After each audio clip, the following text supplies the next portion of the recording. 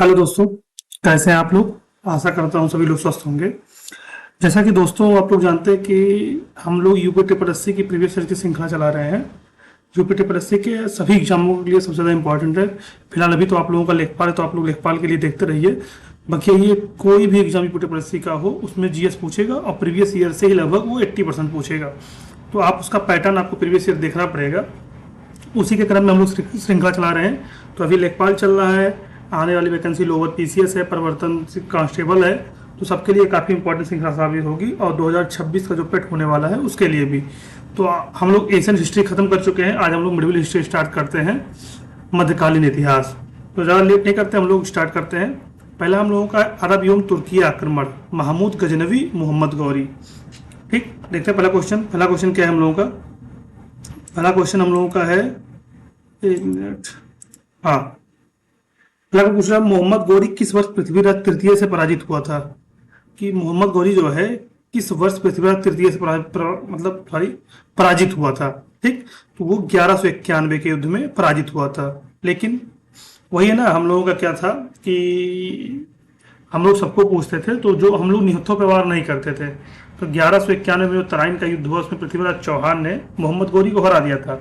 लेकिन उसे ये पता था कि हम लोग निहत्थों पे वार नहीं करते हमारे राजा महाराजा, तो उसने अपना अस्त्र शस्त्र त्याग दिया, मतलब फेंक दिया। तो इन्होंने उसको जाने दिया कि जाइए मैं आपको छोड़ता हूँ। मतलब कहते हैं ना, काल को देख के छोड़ना नहीं चाहिए। दोबारा ये 1192 में आया, पृथ्वीराज चौहान पर आक्रमण किया और विजयी हुआ और पृथ्वीराज चौहान को बंदी बना लिया। यही है ना, मतलब किसी को छोड़ना नहीं चाहिए। चलिए आगे देखते हैं हम लोग। पहला क्वेश्चन 1191 में पृथ्वीराज चौहान तृतीय ने 1191 में तराइन, देखिए तराइन है ना, ये इंपॉर्टेंट क्वेश्चन पूछता है कि तराइन का युद्ध कब हुआ था। तो याद करिए 1191 में प्रथम युद्ध मुस्लिम शासक सिहाबुद्दीन मोहम्मद गौरी को पराजित किया था। तराइन के दूसरे युद्ध, देखिए अभी बताया ना मैंने, तराइन के दूसरे 1192 में मोहम्मद गौरी से पराजित हुए और भारत में तुर्की राज्य की स्थापना हुई। मोहम्मद गौरी ने इन्हें पराजित किया, इन्हें बंदी बना लिया था। आगे देखते हैं हम लोग। पहली बार भारत पर आक्रमण करने वाला मुस्लिम कौन था। तो आप लोगों को पता होगा 712 ईस्वी में मोहम्मद बिन कासिम ने पहली बार भारत पर आक्रमण किया था। नालंदा प्राचीन शिक्षण एवं मठ का एक केंद्र कब नष्ट हो गया। देखिए ये नालंदा जो हम लोगों का है, एक ऐसी विद्यालय थी जिसमें किताबें लगभग सालों 2 सालों तो जलती रह गई थी। और इसे बख्तियार, मतलब वो, ये देखिए, हाँ, बख्तियार सेनापति जो है बख्तियार खान खिलजी ने जलाया था। और किसका सेनापति था, देखिए नालंदा विश्वविद्यालय बिहार मगध में स्थित महत्वपूर्ण बौद्ध शिक्षा का केंद्र था। नालंदा प्राचीन शिक्षण एवं मठ का एक केंद्र था। 1200 ईस्वी में नष्ट हुआ। इसको 1197 ईस्वी में ऐबक के सेनापति बख्तियार खिलजी ने नष्ट कर दिया था। मतलब कहा जाता कि मतलब जो वहां जलाया गया उस मतलब विद्यालय को, तो वहाँ जो किताबें, इतनी किताबें रखी हुई थी पुराणों की या बौद्ध अपने ग्रंथों की, वो सब लगभग साल 2 साल तक जलते रह गए थे। ऐसी मतलब इतनी किताबें थी, सबको बख्तियार खिलजी ने नष्ट कर दिया था। पूछता बख्तियार खिलजी कौन था, ऐबक का सेनापति था। ऐबक के शासनकाल में जलाया गया था। ये आप लोग याद करिएगा, क्वेश्चन कैसे बनता है। खिज्र खान दिल्ली का शासक था, इनमें से किस राजवंश से संबंधित था। खिज्र खान किस वंश से संबंधित था, तो ये सैयद वंश से संबंधित था, सैयद राजवंश से संबंधित था। ठीक, देखिए दिल्ली का शासक खिज्र खान जो सैयद वंश से संबंधित था। दिल्ली सल्तनत के निम्नलिखित राजवंशों में से किसने सबसे कम अवधि तक शासन किया। कौन सा वंश जो सबसे कम अवधि तक शासन किया, तो हम लोगों का खिलजी वंश था, जो केवल 1290 से और 1320, मतलब लगभग 30 सालों तक शासन किया। ठीक, खिलजी वंश ने दिल्ली की सत्ता पर 30 साल तक शासन किया। जलालुद्दीन फिरोज खिलजी वंश का संस्थापक था। याद करिएगा, पूछता है जलालुद्दीन फिरोज खिलजी वंश का संस्थापक था। आगे देखते हैं, कौन दिल्ली का पहला सुल्तान कौन था। इनमें से दिल्ली का पहला सुल्तान कौन था, आप लोगों को पता होगा कुतुबुद्दीन ऐबक, तो मोहम्मद गौरी का गुलाम था। वो दिल्ली वंश का पहला शासक हुआ और इसने गुलाम वंश की नींव रखी। आगे देखते हैं, कुतुबुद्दीन ऐबक किस राजवंश का संस्थापक था। अभी मैंने आपको बताया कि गुलाम वंश का। लौह और रक्त की नीति किसने अपनाई थी, लौह और रक्त की नीति जो है वो बलबन ने अपनाई थी। और सजदा और पैबोस की प्रथा भी बलबन ने अपनाई थी। मतलब सजदा, मतलब अगर आपको तो दरबार में आ रहे तो सर झुका के आना है और प्रणाम करना है, ये बलबन की नीति थी। किसके शासनकाल में इब्न बतूता भारत आया था, मतलब किस सम्राट के शासनकाल में इब्न बतूता जो भारत में आया था, वो थे मोहम्मद बिन तुगलक के शासनकाल में बतूता भारत आया था। देखिए इब्न बतूता 1333 ईस्वी में मोहम्मद बिन तुगलक के काल में भारत आया था। वह मोरक्को अफ्रीका, ये पूछता है, वह मोरक्को अफ्रीका का निवासी था। इसका मूल नाम शेख फतेह अब्दुल्ला अब्दुल्ला मोहम्मद बिन बतूता था। मोहम्मद बिन तुगलक के उसे दिल्ली का काजी नियुक्त किया। 1342 ईस्वी में मोहम्मद तुगलक अपना राजदूत बनाकर चीन भेजा था। इसने अपनी यात्रा वृतांत को रेहला नामक ग्रंथ में लिपिबद्ध किया था। आगे देखते हैं, भारत पर तैमूर ने किस वर्ष आक्रमण किया था? मतलब तैमूर में आक्रमण हुआ था भारत पे। जो तैमूरों का आक्रमण है भारत पर, वो 1398 ईस्वी में हुआ था। कब हुआ था? 1398 ईस्वी में। किस शासक ने भारत में तुगलक वंश की नींव रखी थी? देखिए पूछ रहा, किस शासक ने भारत में तुगलक वंश की नींव रखी थी? तो ये गयासुद्दीन तुगलक थे। ये इंपॉर्टेंट है, पूछता है किसकी नींव कौन रखा था? तो गयासुद्दीन तुगलक थे। ये सैयद वंश के बाद बैठे थे। दिल्ली में अलाउद्दीन खिलजी के शासनकाल की अवधि क्या थी? अवधि इतना इंपॉर्टेंट है नहीं, लेकिन दिया तो हम लोग याद देख लेते हैं कितना अवधि कौन याद भी करेगा। तो 1296 से 1316 ईस्वी में। खिजर खान निम्न में से किस राजवंश से संबंधित थे? अभी आपको मैंने बताया खिजर खान जो है सैयद राजवंश से संबंधित थे। भारत में सिकंदर लोदी का शासन कब से कब तक था? शासन ज्यादा डेट इंपॉर्टेंट है नहीं, लेकिन देख लीजिए आप 1489 से 1527 ईस्वी में। नहीं तो डेट कितना कौन याद करेगा, इतने ज्यादा डेट है पूरे हिस्ट्री में। विजयनगर साम्राज्य का संस्थापक कौन था और इसकी स्थापना कब हुई थी? देखिए विजयनगर साम्राज्य की स्थापना जो होती वो हरिहर और बुक्का नाम के दो भाइयों ने की थी। तो ये हम लोगों का हरिहर तो है, बुक्का नहीं है। तो हरिहर बुक्का आप लोग याद करिएगा। ऑप्शन डी, हरिहर और बुक्का नाम के दो भाइयों ने की थी। ठीक। विजयनगर की प्रचलित परंपराओं के अनुसार राय को कहा जाता, राय को क्या कहा जाता था? तो यहाँ नरपत राय को कहा जाता था। तुलु राजवंश की स्थापना किसने की थी? तो वीर नरसिंह ने तुलु राजवंश की स्थापना की थी। किस प्राचीन साम्राज्य में महिलाएं कुश्ती में भाग लेती थी? इंपॉर्टेंट क्वेश्चन है। विजयनगर साम्राज्य में महिलाएं कुश्ती में भाग लेती थी। विजयनगर राज्य किस नदी के किनारे पर स्थित है? तो विजयनगर राज्य हम लोग को तुंगभद्रा नदी के किनारे पर स्थित है। हाँ, डेट याद कर लिया। उसकी स्थापना जो हुई थी 1336 ईस्वी में हुई थी विजयनगर की स्थापना। और देखिए हरिहर और बुक्का नाम के दो भाइयों ने की थी। 1336 डेट याद कर लीजिएगा। पूछा विजयनगर साम्राज्य के संस्थापक कौन थे? तो अभी मैंने आपको बताया हरिहर और बुक्का दो भाई थे और दोनों थे, तो इन्होंने दो अलग अलग दिया, तो मतलब क्वेश्चन गलत है। तो यहाँ दो ऑप्शन सही होगा, हरिहर और बुक्का। हरिहर और बुक्का ये दोनों लोगों ने मिलकर किया था। आगे देखते हैं, सिख धर्म वाले। मध्य भारत में सतनामी आंदोलन की स्थापना किसने की थी? सतनामी आंदोलन की स्थापना जो थी वो गुरु घासीदास ने की थी। ठीक। अपने संदेश के प्रचार प्रसार के लिए हिंदी का प्रयोग करने वाले प्रथम भक्ति संत निम्न में कौन से थे? तो रामानंद जी प्रथम संत थे। मध्ययुगीन भारत में भक्ति आंदोलन के प्रमुख अगुवाकारों में से एक कौन था? तो वो शंकराचार्य जी थे। गुरु ग्रंथ साहिब के संकलन के प्रमाणित किया गया था, तो ये जो है गुरु गोविंद सिंह ने किया था। सिख गुरु की जयंती गुरुपर्व। आप देखिए गुरुपर्व बहुत इंपॉर्टेंट, हमेशा पूछता है कि गुरुपर्व किसकी जयंती के उपलक्ष्य में मनाई जाती है? तो ये गुरु नानक देव की जयंती के उपलक्ष्य में मनाई जाती है गुरुपर्व। वर्ष में गुरु गोविंद सिंह ने बैसाखी दिवस को आनंदपुर साहिब में सिखों की सामान्य बैठक बुलाई थी तथा खालसा की नींव रखी थी। खालसा की नींव कब रखी गई थी?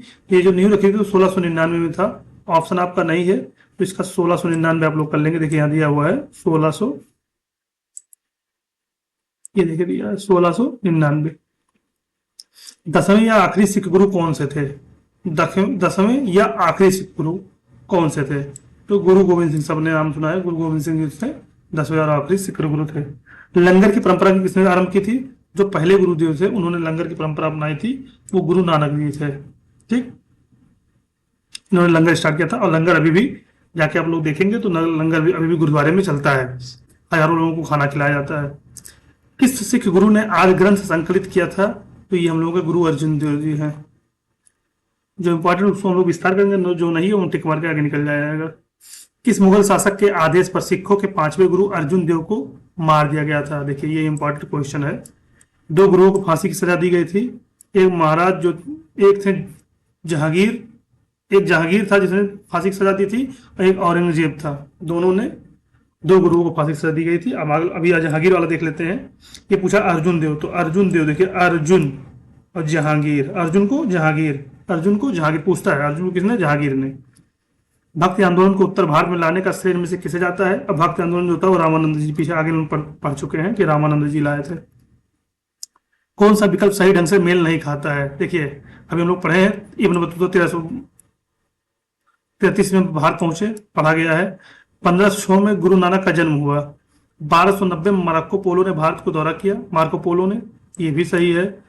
वास्को डी गामा ने भारत की खोज की, समुद्री मार्ग की खोज 1498 में, ये भी सही है। जो ऑप्शन में गलत है वो है बी, और बी का हम लोग देख सकते हैं 1469 सही रहेगा।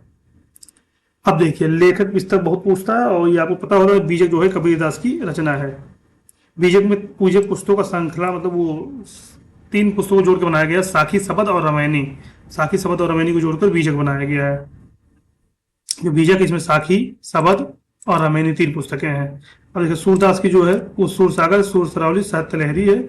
विद्यापति की कीर्तलता, कीर्त पताका और भू परिक्रमा है विद्यापति जी का। इन्हें मैथिली कोकिल के नाम से भी जानते हैं, विद्यापति को मैथिली कोकिल के नाम से भी जाना जाता है। आगे देखते हैं, अकबर के बारे में निम्नलिखित में से कौन सा कथन सही है? वो अपने पिता हुमायूं की मृत्यु के बाद गद्दी पर बैठा, सही है। अपने पिता के मृत्यु के बाद ही तो बैठा था। उसने पानीपत की पहली लड़ाई में हेमू को हराया। अब देखिए, पानीपत की जो पहली लड़ाई हुई थी वो अकबर ने ना लड़के, ये जो मुगल वंश की नींव रखे थे बाबर ने लड़ा था।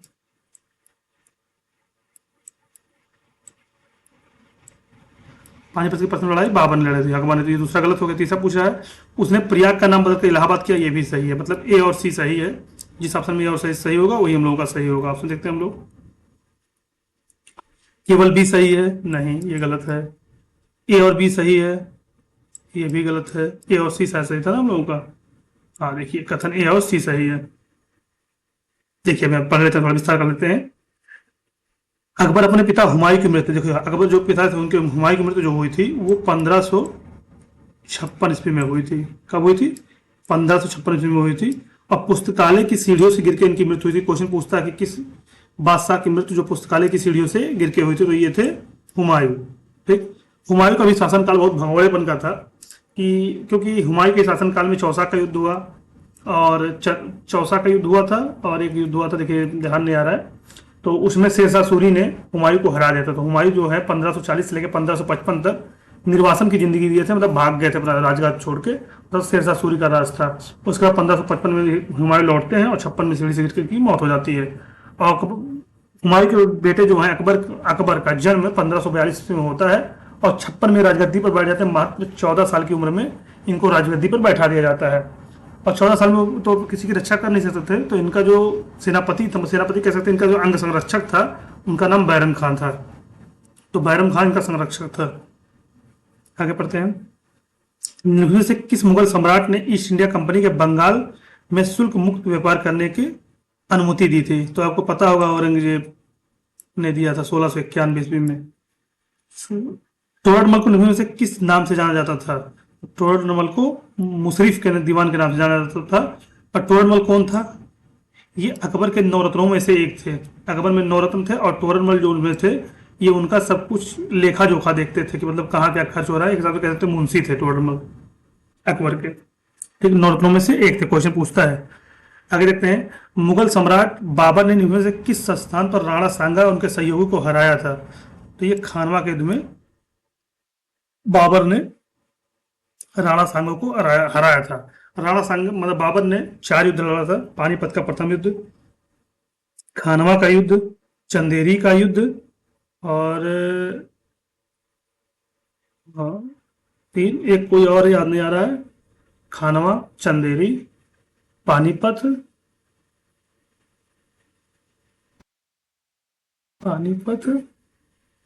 एक कोई और युद्ध है, भी देखा जाएगा, आगे याद आएगा तो। ठीक, संगमरमर पर पित्रता, ड्यूरा, पित्रदुर या रंगीन पत्थर की जाई का काम के समय में बहुत लोकप्रिय हुआ। ये शाहजहां के समय में। अब जो शाहजहां का समय था ना, इसमें बहुत ज्यादा बिल्डिंगों का निर्माण हुआ, हर चीज का मतलब स्थापित कला कह सकते हैं। और जहांगीर का समय वो रंगीन मतलब चित्रकला का था। वहाँ चित्रकलाएं अच्छी अच्छी बनी, पेंटिंग्स अच्छे अच्छे बने, और शाहजहां के शासनकाल में भी इमारतें अच्छी अच्छी बनी। ये आप याद करिएगा। जजिया फिर से लगाने वाले मुगल शासक का नाम क्या था? तो जजिया फिर से जिसने लगाया वो औरंगजेब था। जजिया कर समाप्त करने वाला अकबर था। जजिया कर समाप्त करने वाला अकबर था, पुनः लगाने वाला औरंगजेब था, और सबसे पहले जजिया कर लगाने वाला मोहम्मद बिन कासिम था, जो 712 ईस्वी में भारत पर आक्रमण किया था। आपको एक चीज और पता होगा कि ये जो जजिया कर है, ये नॉन मुस्लिमों पर लगाया जाता, मुस्लिमों पर नहीं, केवल नॉन मुस्लिम पर लगाया जाता था। आगे देखते हैं, बी सही है ना हम लोग, हाँ बी सही होंगे। देखते हैं, ईस्ट इंडिया कंपनी की स्थापना हुई तब भारत पर नियंत्रण से किसका शासन था? जब ईस्ट इंडिया कंपनी भारत में स्थापना हुई तो उस समय मुगल डायनेस्टी का शासन था, पता है आप लोगों को। अकबर की सफल भू राजस्व प्रणाली का श्रेय उनके निबंधों में से किस श्रेष्ठ दरबारी को दिया जाता है? तो ये राजा टोडरमल, बताया ना आपको कि इनके हिसाब किताब रखते थे। अब देखिए यहाँ दिया गया, पानीपत की प्रथम लड़ाई किसके बीच में लड़ी गई? ये आप लोगों को पता होगा कि पानीपत का जो प्रथम लड़ाई है वो बाबर और इब्राहिम लोदी के बीच में लड़ा गया, सही है। पानीपत की दूसरी लड़ाई, टीपू सुल्तान कहाँ से आ जाएगा? गलत है। हल्दी घाटा के तो महाराणा प्रताप और अकबर भी, सही है। तो ये बी ऑप्शन हम लोगों का गलत है। पानीपत की जो द्वितीय लड़ाई थी ये अकबर और हेमू के बीच में लड़ी गई थी, लेकिन इसमें अकबर नहीं लड़े थे, बैरम खा जाके लड़े थे। आगे देखते हैं, पानीपत की पहली लड़ाई किस वर्ष लड़ी गई थी? पानीपत की पहली लड़ाई 1526 में लड़ी गई थी। मुगल शासक साहब बाबर और लोदी के वंश के बीच में, देखिए बाबर और लोदी वंश के शासक के इब्राहिम लोदी के मध्य में 21 अप्रैल 1526 में हुई थी। इब्राहिम लोदी इस लड़ाई में पराजित हुआ और मारा गया। बाबर ने मुगल वंश की नींव रखी थी, इसी लड़ाई के बाद मुगल वंश की नींव पड़ी थी। आगे देखते हैं, 1526 ईस्वी में पानीपत का द्वितीय युद्ध किनके मध्य लड़ा गया? तो पानीपत का जो द्वितीय लड़ाई थी, मैंने आपको भी बताया, वो अकबर और हेमू के बीच में लड़ी गई थी। 1526 ईस्वी में बाबर और इब्राहिम पहली लड़ाई है, और 1556 दूसरी लड़ाई है, और 1761 तीसरी लड़ाई है। और तीसरी जो मराठा और अहमद शाह अब्दाली के बीच में लड़ी गई थी 1761 ईस्वी में, पानीपत की तृतीय लड़ाई। पूछता है तीनों युद्ध, पहला 26, दूसरा 56, तीसरा 61 में। पहले में कौन कौन लड़ा? पहले में बाबर और इब्राहिम लोदी लड़े, दूसरे में अकबर और हेमू लड़े, और तीसरे में जो हम लोगों का मराठा और अहमद शाह अब्दाली लड़े। आगे देखिए, शेरशाह सूरी का वास्तविक नाम क्या था? तो शेरशाह सूरी का वास्तविक नाम फरीद था। ठीक है, अब देखिए यहाँ युद्ध दिया गया जो हुमायूं से लड़ा गया था। अब देखिए 1539 में चौसा का युद्ध हुमायूं और शेरशाह सूरी के बीच लड़ा गया, जिसमें विजयी के पश्चात शेरशाह की सत प्रतिष्ठा दोनों वृद्धि हुई। उसने शेरशाह की पदवी धारण कर ली, अपना नाम खुतबा पढ़वाया, खतवा रहेगा, खुतबा नहीं खतवा रहेगा, ये पढ़वाया, अपना नाम सिक्के पर भी अंकित करवाया। और 1540 ईस्वी में कन्नौज बिलग्राम का युद्ध हुआ, इसी में हारे थे वो, क्या नाम है आपका, अकबर के पिता क्या नाम था, हुमायूं। हुमायूं पराजित हुए थे और ये भाग गए थे, 40 में भागे थे, 42 में अकबर जी का जन्म हुआ था, और 56-55 में पुनः लौट के चले आए थे। अब शेरशाह की मृत्यु जो होती, कालिंजर विजय, आप लोग जानते हैं, बालंदर बांदा में एक किला है कालिंजर दुर्ग, उसी पर आक्रमण के समय तोप का गोला फट गया था, जिससे शेरशाह सूरी की मृत्यु हो गई थी। शेरशाह सूरी ने ही ग्रैंड ट्रैंक रोड बनवाया है। किस शासक की मृत्यु उसके पुस्तकालय की, देखिए सीढ़ियों से गिरकर, मैंने आपको बता चुका हूं कि सीढ़ियों से गिरकर हुमायूं की मृत्यु हुई थी 1556 ईस्वी में। आगे देखिए, किस वर्ष बाबर ने सुल्तान इब्राहिम लोदी को पानीपत की लड़ाई में पराजित? कितनी बार क्वेश्चन पूछा जाए, देखिए अभी आगे हम लोग क्लियर कर चुके हैं कि 1526 ईस्वी में। इनमें से किस मुगल सम्राट द्वारा आगरा किले का निर्माण किया गया था? अब आगरा किला किसने बनवाया था? आगरा किला आप लोगों को पता होगा, आसान सा क्वेश्चन है, अकबर ने बनाया था। देखते हैं, मुगल शासक शासन के दौरान एक कोतवाल की सही भूमिका क्या थी? तो कोतवाल जो था कानून, आप कोतवाल को कानून से ही जोड़ सकते हैं और क्या कर सकते हैं, कानून व्यवस्था देखता था और क्या। बिहार राज्य का सासाराम शहर में निम्नलिखित किस प्राचीन सम्राट का मकबरा स्थित है? आप देखिए सासाराम पूछता है किसका मकबरा स्थित है, तो शेरशाह सूरी का मकबरा बिहार में स्थित है। मुगल शासक के पहले सम्राट बाबर ने अपनी देशीय भाषा चगताई तुर्की में अपनी आत्मकथा लिखी है, इस पुस्तक का नाम क्या है? बहुत बार आया क्वेश्चन पूछा गया, बाबरनामा। इसका लेखक बाबर खुद था, बाबरनामा लिखा था। पूछता है कि देखिए पढ़े थे, मुगल वंश का वास्तविक संस्थापक जगतुद्दीन मोहम्मद बाबर था, जिसका संबंध मंगोल तेज चंगेल खान से था। बाबर ने अपनी आत्मकथा स्वयं लिखा, लिखी है, आत्मकथा स्वयं लिखा था। पूछता बाबरनामा किसने लिखा था? तो बाबर ने स्वयं लिखा था, जिसको उससे उसे क्या नाम दिया गया? तुजकिए बाबरी। क्या कहा था? तुजकिए बाबरी। यह किताब तुर्की भाषा में लिखी गई, लेकिन अब यह पूछता किस भाषा में लिखी गई, तो यह भाषा तुर्की भाषा में लिखी गई। लेकिन मुगल दरबारी भाषा फारसी थी, लेकिन मुगल दरबार की जो भाषा थी वो फारसी थी, लेकिन फिर भी पूछा तुर्की में लिखी गई थी किताब। इस पुस्तक में बाबर ने विजयनगर और मेवाड़ साम्राज्य का उल्लेख किया है। भारत में जहांगीर का शासनकाल क्या था? शासनकाल इतना इंपॉर्टेंट है, लिख देते हैं 1605 से 1627 ईस्वी में। वह कौन सा स्थान है जहां अंतिम मुगल सम्राट बहादुर शाह जफर की मृत्यु हुई थी? तो आपको पता है रंगून। अंग्रेजों ने 1857 के क्रांति के बाद रंगून की सजा दी थी। पहला कठपुतली मुगल सम्राट कौन सा था? ये जहांदर शाह, जिसे लंपट मूर्ख भी कहते थे। इसे कठपुतली कहते थे। इसी का नाम लंपट मूर्ख भी था। पूछता किसका नाम लंपट मूर्ख था, तो जहांदर शाह का नाम लंपट मूर्ख था। अभी आगे आएगा।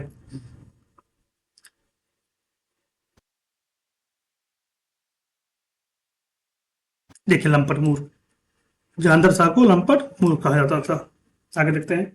विश्व प्रसिद्ध मोर सिंहासन का निर्माण और उसकी किले में स्थापना निम्न में से किस मुगल शासक ने कराई थी? मैंने आपको बताया है कि जितनी अच्छी अच्छी चीजें बनी हैं या बिल्डिंगें बनी, सब शाहजहां ने करवाया है। तो कुछ बनवाने की बात आता है, अगर इम्पोर्ट शाहजहां से, तो शाहजहां मार के आप लोग चले आइएगा। अकबर के दरबार में प्रसिद्ध कवि थे। आप कब पूछा है कवि कौन से थे? तो कवि जो थे रहीम खान थे। बीरबल भी थे, लेकिन बीरबल कवि नहीं थे। ठीक। और बैरम खान जो है वो अकबर के संरक्षक थे। तो रहीम खान जो थे वो कवि थे। अकबर के नौरत्न के बारे में इनमें से कौन सा सही ढंग से मेल नहीं खाता? पढ़िए। अबुल फजल वह अकबर के वजीर थे और अकबर के शासनकाल में अकबरनामा के लेखक थे। अब देखिए इसमें क्वेश्चन मिलता है कि अकबरनामा के लेखक कौन थे? अबुल फजल। ये ऑप्शन बिल्कुल सही है। दूसरा देखते हैं। राजा मान सिंह वह अकबर के वित्त मंत्री थे। ये गलत है। मैंने बताया आप, वित्त मंत्री जो थे वो टोरडमल जी थे। कौन थे? टोरडमल। टी बना दे रहे, उससे याद करिएगा। वित्त मंत्री जो थे टोरडमल थे। अब्दुल रहीम खान खाना वह एक कवि थे और अकबर के भरोसेमंद देखभाल करने वाले बैरम खान के पुत्र थे। सही है। अबुल फजल मैंने आपको बताया है बैरम खां के पुत्र थे। मुल्ला दो प्याजा वह मुगल सम्राट अकबर के मुख्य सलाहकारों में से एक थी। ये भी सही है। औरंगजेब का पुत्र था। अब देखिए औरंगजेब का पुत्र पूछ रहा है। अब ये आप जो नाम पढ़ेंगे ना तो लगेगा सब औरंगजेब से बड़े हैं, लेकिन औरंगजेब के एक पुत्र का नाम अकबर भी था। ठीक। इनका क्रम देखिए। पहले देखिए, पहले बाबर है। ये वो वाला अकबर नहीं जो मैं बताने वाला। बाबर, बाबर के बाद हुमायूं, हुमायूं के बाद अकबर। ठीक। लेकिन ये दूसरा अकबर है। ये वाला अकबर नहीं है। मैं जो बता रहा हूँ क्रम, पहले बाबर आया, उसके बाद हुमायूं आया, हुमायूं के बाद अकबर आया, अकबर के बाद आए जहांगीर। कौन आया? जहांगीर। जहांगीर के बाद आया शाहजहां और शाहजहां के बाद आया औरंगजेब। कौन आया? औरंगजेब। अब औरंगजेब का पुत्र पूछ रहा है ना, तो ये अकबर दूसरे अकबर हैं। औरंगजेब के 3 पुत्र थे, इसमें एक अकबर है। आगे देखते हैं। Sorry sorry sorry sorry, Aurangzeb का पुत्र था।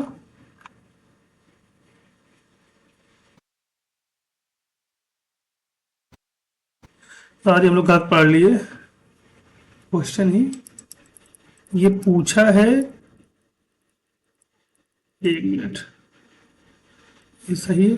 ये पूछा औरंगजेब का पुत्र था, मतलब औरंगजेब किसका पुत्र था? तो औरंगजेब शाहजहां का पुत्र था। किसका पुत्र था? शाहजहां का। औरंगजेब शाहजहां का पुत्र था। ये क्वेश्चन पढ़ने में कैसे गलत हो जाता है? तो औरंगजेब जो है वो शाहजहां का पुत्र था। इनमें से कौन सा मुगल बादशाह शराब को छूता तक नहीं था? तो शराब को जो नहीं छूता था वो औरंगजेब था। इसे जिंदा पीर भी कहते थे औरंगजेब को। किस मुगल बादशाह ने इलाहाबाद को अपनी राजधानी बनाई थी? तो पता है आपको, शाह आलम ने इलाहाबाद को अपनी राजधानी बनाई थी। प्रारंभ में अकबर का संरक्षक कौन था? मैंने आपको बताया बैरम खां अकबर का संरक्षक था। हुमायूं की दुर्घटना से आकस्मिक मृत्यु के उपरांत उनके बेटे अकबर का कहा जो है सिंहासन बैठाया गया? तो कालानौर में 14 वर्ष की आयु में ही इस अकबर को सिंहासन पर बैठा दिया गया था। 14 वर्ष की आयु में ही। देखिए लिखा है ना, 14 वर्ष की आयु में, उम्र में कालानौर सिंहासन बैठा। किस सम्राट के शासनकाल में भारत का पहला मुद्रा रुपया मुद्रित हुआ था? ये क्वेश्चन बहुत इंपॉर्टेंट, बहुत बार पूछा जाता है कि कब पहला मुद्रा था। तो ये शेरशाह सूरी थे। थे क्या था मतलब? थॉमस रो मुगल सम्राट जहांगीर से किस किले में मिला था? तो ये जो है वो जहांगीर से आजमेर के किले में मिला था 1615 ईस्वी में। किसमें भूमि मापन की व्यवस्था प्रारंभ की थी? तो भूमि मापन की व्यवस्था जो है शेरशाह सूरी ने प्रारंभ की थी। किसने अकबर की धार्मिक नीति की आलोचना की थी? तो अकबर की जो धार्मिक नीति की आलोचना जो था वो बदायूं ने किया था। बदायूंनी ने किया था। कौन सा मुगल सम्राट अनपढ़ था? देखिए अनपढ़ से मतलब ये नहीं कि उसका शासनकाल बहुत कमजोर था। सबसे मजबूत शासनकाल उसी का था। और अनपढ़ जो थे हमारे अकबर थे। मुगल काल में पुलिस बल की मुखिया को क्या कहा जाता था? पुलिस के मुखिया को कोतवाल कहा जाता था। किस मुगल शासक के अंतवागत्वा मेवाड़ के शासक महाराणा प्रताप सिंह के पुत्र राणा अमर सिंह के एक समझौता किया था? तो देखिए अब महाराणा प्रताप और अकबर, महाराणा प्रताप युद्ध होता था अकबर से होता था और अकबर ने ही समझौता भी किया था उनके पुत्र से। जहांगीर ने समझौता किया था। जलालुद्दीन मोहम्मद किस नाम से प्रसिद्ध है? तो जलालुद्दीन मोहम्मद का नाम अकबर के नाम से प्रसिद्ध है। स्थापित एवं चित्रकला देखते हैं। चित्रकला बहुत ज्यादा इंपॉर्टेंट जो है वो शाहजहां के। विजय स्तंभ का कहाँ स्थित है? तो विजय स्तंभ हम लोग का चित्तौड़ में स्थित है। दिल्ली का लाल किला इनमें से किस मुगल शासक ने बनवाया था? तो दिल्ली का लाल किला जो है शाहजहां ने बनवाया था। ठीक। बुरहानपुर में स्थित असीरगढ़ किला, जिसे दक्खन का दरवाजा के नाम से जाना जाता है, इनमें से किस यदुवंशी अहीर राजा द्वारा बनाया गया था? यदुवंशी जो अहीर राजा थे वो आसा अहीर थे। ठीक। फिरोज शाह कोटला किला जो 1354 में सुल्तान फिरोज शाह तुगलक ने बनवाया था, यह किला किस नदी के तट पर स्थित है? अब देखिए फिरोज शाह कोटला स्टेडियम कहाँ पे है? दिल्ली में है। दिल्ली किस नदी किनारे है? यमुना नदी किनारे है। तो फिरोज शाह किला किस नदी किनारे होगा? यमुना नदी किनारे होगा। एकदम यमुना नदी किनारे स्थित है। 1354 में, डेट याद कर, 1354 में बनाया गया था। दिल्ली का प्रसिद्ध जामा मस्जिद किसके द्वारा बनवाया गया था? तो जामा मस्जिद जो है वो शाहजहां ने बनवाया था। अधिकतर चीज शाहजहां ने ही बनवाया था। अकबर द्वारा बनवाया गया प्रसिद्ध ऐतिहासिक स्मारक बुलंद दरवाजा उत्तर प्रदेश के कहाँ स्थित है? तो ये आगरा में स्थित है बुलंद दरवाजा। ताजमहल के सुरलेखक कैलियोग्राफर ने 1647 में इसकी रचना और पूरा किया। किसने पूरा किया? अमानत खान सिराजी ने 1647 में। दिल्ली का प्रसिद्ध लौह स्तंभ जो सदियों से बिना जंग लगे खड़ा है, वह निम्न में से किस ऐतिहासिक परिसर में स्थित है? तो वो कुतुब मीनार परिसर में स्थित है। अलाउद्दीन खिलजी द्वारा बनाया गया प्रसिद्ध अलाई दरवाजा कहाँ पर स्थित है? तो अलाई दरवाजा जो हम लोगों का है वो नई दिल्ली में स्थित है। प्रसिद्ध चित्रकार मीर सैयद अली चित्रकारी हेतु किस मुगल शासक के सहयोगी थे? तो ये हुमायूं के सहयोगी थे। मैं बताया ना, चित्रकारी के जो सहयोगी थे ये हुमायूं के सहयोगी थे। आगे देखते हैं, बुलंद दरवाजा द्वारा किसके द्वारा बनवाया गया था? अभी हम लोग पढ़ के आए कि बुलंद दरवाजा अकबर के द्वारा बनवाया गया था। पंचमहल किसमें स्थित है? पंचमहल जो हम लोग का फतेहपुर सीकरी में स्थित है। कौन सा युग सही नहीं है? इमाम बाड़ा कहाँ है? लखनऊ में। सही है। निषाद बाग कहाँ है? जम्मू कश्मीर निषाद बाग है। सही है। फिरोज शाह कोटला दिल्ली में है। सही है। हुमायूं का मकबरा इलाहाबाद में है। इलाहाबाद में खुसरो का मकबरा है। हुमायूं इलाहाबाद में खुसरो का मकबरा है। किसका? खुसरो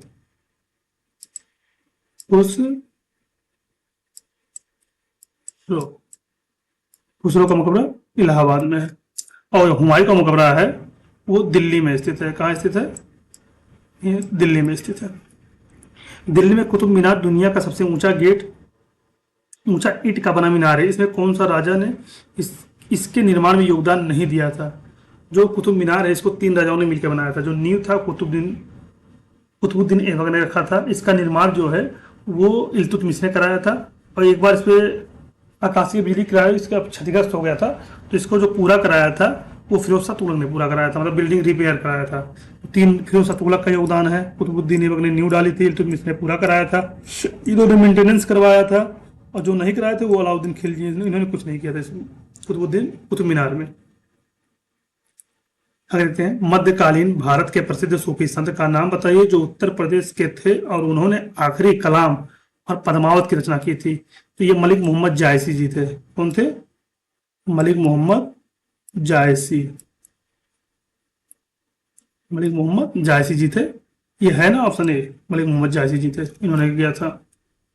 आगे देखते हैं, एक महत्वपूर्ण अवधि सूफी कृति चंदायन मुल्ला दाऊद की एक महत्वपूर्ण अवधि सूफी कृति किन प्रसिद्ध प्रेमियों की कहानी है? तो ये आप लोग देखने मिलेगा कि ये जो है लोरिका और चंदा की प्रेम कहानी थी। जो ये लोरिका जो था ये गड़ियाला था, मतलब गाय भैंस चराता था, और जो चंदा थी ये राजा की पत्नी थी। तो ये गड़ियाला और राजा की पत्नी प्रेम कहानी चलती थी, उस समय की बात है। देखिए अभी आपको आगे देगा। अकबरनामा का खंड अकबर के प्रशासन, घर, सेना, राजस्व, आय और उसके साम्राज्य के भूगोल से संबंधित है, जिसे आयने अकबरी के नाम से जाना जाता है। तो आयने अकबरी का जो है वो तीसरा खंड है। अमीर खुसरो जिन्हें कव्वाली का पिता एवं भारत का तोता भी कहा जाता था, किसके दरबार में दरबारी कब थे? ये बहुत बार पूछता है। तो अलाउद्दीन खिलजी के दरबारी कब थे? अमीर खुसरो। ये तबला वादक हैं, खड़ी बोली के जनक हैं, तोतिए हिंद इन्हें कहा जाता था। सब अमीर खुसरो को कहा जाता था। तबला की खोज इन्होंने की थी और खड़ी बोली के जनक भी यही हैं, अमीर खुसरो ही हैं। निम्न में से कौन दिल्ली सल्तनत के इतिहास का लेखक नहीं था? कौन इतिहास का लेखक नहीं था? जियाउद्दीन बर्नी थे, पता है। अमीर खुसरो भी थे, आपको भी बताया। उस सिराज भी थे। अब्बास खास सरवानी नहीं थे। आगे देखते हैं, आईने अकबरी किसने लिखा था? अभी पढ़ के हम लोग आए हैं कि अबुल फजल ने आईने अकबरी लिखा था। गोस्वामी तुलसीदास द्वारा लिखे गए रामचरितमानस का सबसे लंबा कांड अध्याय कौन सा है? तो सबसे लंबा कांड है वो बाल कांड है, और जो सबसे छोटा कांड इसमें है वो हम लोगों का किष्किंधा कांड है। देखिए सबसे लंबा कांड अध्याय जो है बाल कांड है, इसमें कुल 361 हैं, जबकि सबसे छोटा किष्किंधा कांड है। टोटल 7 कांड है। सबसे छोटा किष्किंधा कांड, सबसे बड़ा बालकांड। तुलसीदास जी लिखे गए थे, बहुत बार क्वेश्चन पूछा गया है। कौन सा सुमेलित नहीं है? बाबरनामा, बाबर ने स्वयं लिखा था, सही है। शाहजहांनामा, मोहम्मद ताहिर। हुमायूंनामा, हुमायूं। हुमायूंनामा किसने? गुलबदन बेगम ने लिखा था। हुमायूंनामा किसने लिखा था? गुलबदन बेगम, जो उनकी पत्नी थी। बाबरनामा बाबर ने लिखा था। शाहजहांनामा मोहम्मद ताहिर ने लिखा था। हुमायूंनामा गुलबदन बेगम ने लिखा था। और तुझके जहांगीरी जहांगीर ने लिखा था। हुमायूंनामा के लेखक कौन थे? अभी हम लोग पढ़ के आए हैं, गुलबदन बेगम थे। अकबरनामा के प्रसिद्ध लेखक कौन थे? अकबरनामा के जो प्रसिद्ध लेखक थे वो कौन थे? अकबरनामा किसने लिखा था? अबुल फजल, भी हम लोग पढ़ के आए हैं। किसने लिखा था? अबुल फजल ने। ठीक, आगे देखते हैं। तारीख ए फिरोज शाही के लेखक कौन है? तो तारीख फिरोज शाही के लेखक जियाउद्दीन बरनी है। अकबर ने अपने दरबारी संगीतज्ञ के रूप में किसे नियुक्त किया था? तो ये मियां तानसेन थे, हम लोग पीछे पढ़ के आए हैं। अमीर खुसरो का जन्म स्थान कहाँ है? अमीर खुसरो का जन्म स्थान है वो कासगंज, एटा, एटा कासगंज है। ठीक, सॉरी, पटियाली कासगंज है, एटा कासगंज नहीं, पटियाली कासगंज है। किस संत को रामायण के रचयिता वाल्मीकि का अवतार माना जाता है? तो गोस्वामी तुलसीदास जी को रामायण के रचयिता वाल्मीकि का अवतार माना जाता है। तो मिडिल हिस्ट्री हम लोग का यहाँ खत्म होता है। जितने भी क्वेश्चन आपको बताया कि मिडिल हिस्ट्री में, ये सफिशियंट है, क्योंकि 5 क्वेश्चन आपका लेखपाल में पूछना है। अब 5 क्वेश्चन को कहाँ से बनाया? सोचिए, पूरा एशियंट आप पढ़ेंगे, पूरा मेडविल पढ़ेंगे, पूरा मॉडर्न पढ़ेंगे, तो जाकर 5 क्वेश्चन मिलेगा। हमको लगता है कि एक एशियंट से और 1 या 2 मिडविल से आएगा आपका, और 2 या 3 आपका आएगा मॉडर्न से। तो आप लोग ज़्यादा ध्यान मॉडर्न पे देंगे, एशियंट पे देंगे, और एशियंट छोड़िए और क्या नाम है, मिडविल पे देंगे। तो आपका एशियंट और मिडविल खत्म होता है। अगर आपको वीडियो अच्छा लगे तो लाइक करिए, शेयर करिए, सब्सक्राइब करिए। ज़्यादा से ज़्यादा लाइक करिए, शेयर करिए और सब्सक्राइब करें, इससे आपके भाई का हौसला और बढ़े और अच्छी अच्छी वीडियो आप लोगों के लिए लेके आए। और इसका नेक्स्ट पार्ट जो है, हम लोग आधुनिक भारत का इतिहास कल के पार्ट में देखेंगे। आपको प्लेलिस्ट बना के मिल जाएगी। यूपी का वीडियो आपका अलग है, यूपी का प्रीवियस ईयर। हम लोग पर्यावरण पढ़ना स्टार्ट किए हैं, पर्यावरण का अलग प्लेलिस्ट मिल जाएगा आप लोगों को, और हिस्ट्री का जो आपका जीएस का प्लेलिस्ट चल रहा है वो अलग आप लोगों को मिल जाएगा। तो आप लोग जाके सभी जो विजिट करें, और ज़्यादा ज़्यादा लाइक करें, शेयर करें, सब्सक्राइब करें, और ज़्यादा से ज़्यादा रिवीजन करें। पेपर में ज़्यादा समय बचा नहीं है। बहुत बहुत धन्यवाद।